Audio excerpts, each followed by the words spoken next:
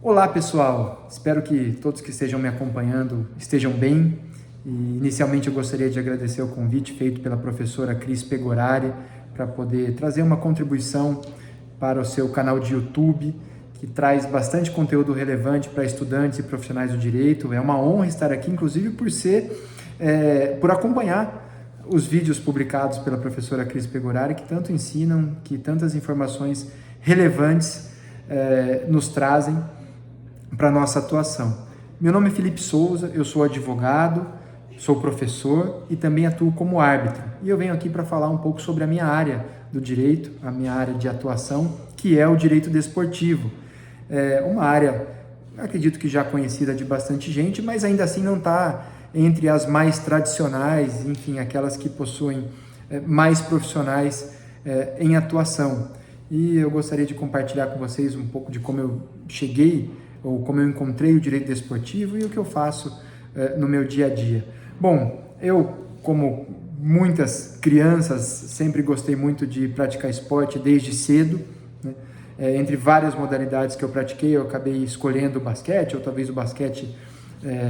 tenha me escolhido, e eu atuei no basquete em alto rendimento, em categorias de base e também em categorias já adultas, até os meus 22 anos, até o ano que eu me formei na graduação em Direito, que eu gostava e gosto muito de esporte, mas também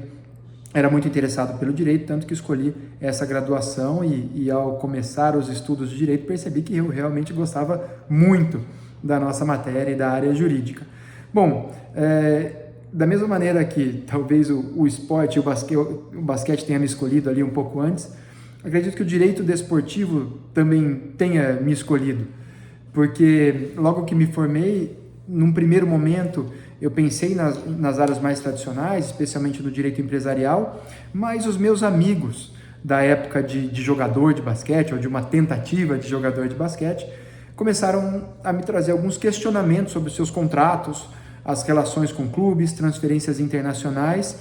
e eu logo notei que não haveria como ficar longe do esporte, e não só pela consulta, ou pelas consultas que eram trazidas pelos meus amigos, mas pela paixão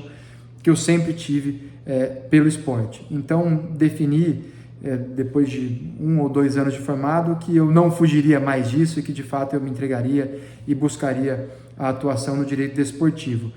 Quando tomei essa decisão, naturalmente que busquei a especialização, busquei o conhecimento. Então, procurei e iniciei uma pós-graduação na Escola Superior de Advocacia, da OAB. Inclusive, essa pós-graduação existe até os dias de hoje. Talvez eu tenha feito há aproximadamente 15, 16 anos e ela ainda está ativa e é excelente. Hoje existem outros cursos de pós-graduação, antes realmente era um pouquinho mais restrito. Na sequência, fiz uma pós-graduação fora do Brasil, na Espanha, com um foco maior no direito desportivo internacional, né? Na sequência, ingressei no mestrado, no programa de mestrado da PUC São Paulo, e obtive o título de mestre em Direito Desportivo, e agora curso o doutorado em Direito Desportivo, também na PUC São Paulo. Então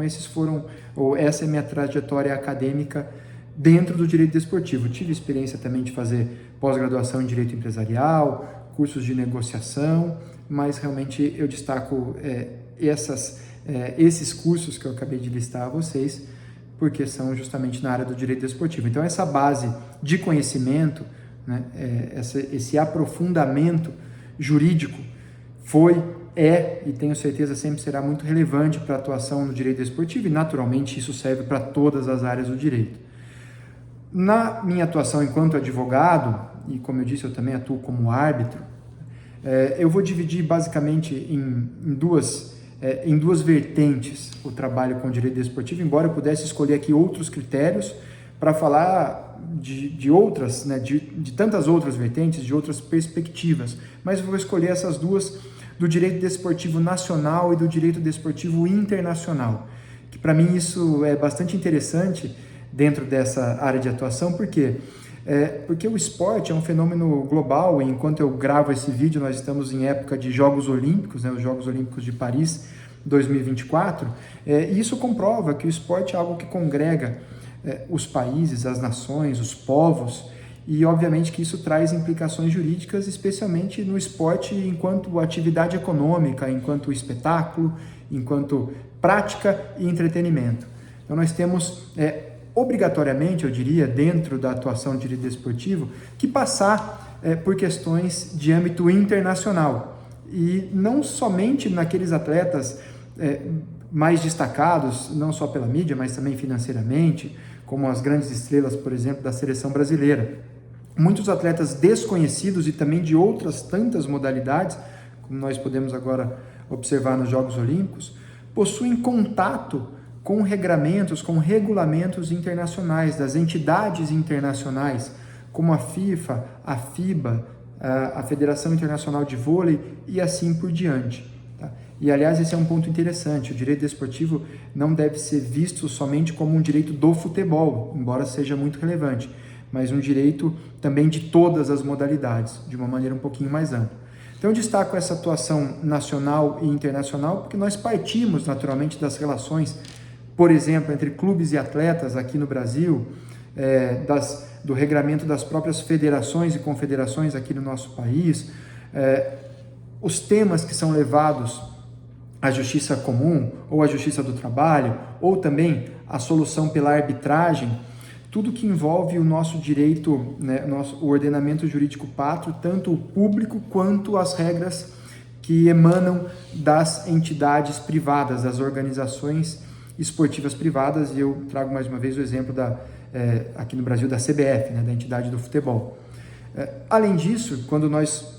partimos dessa atuação no âmbito nacional, naturalmente que um ou outro caso, um ou outro cliente, ele vai exigir que a gente tenha conhecimento dos regulamentos internacionais, porque eles influenciam nos regulamentos nacionais da CBF, como eu utilizei esse exemplo. Então nós precisamos dialogar com esse direito desportivo internacional, não só para análise do que acontece aqui dentro, que sofre influência das regras lá de fora, mas também quando algum atleta ou quando algum clube,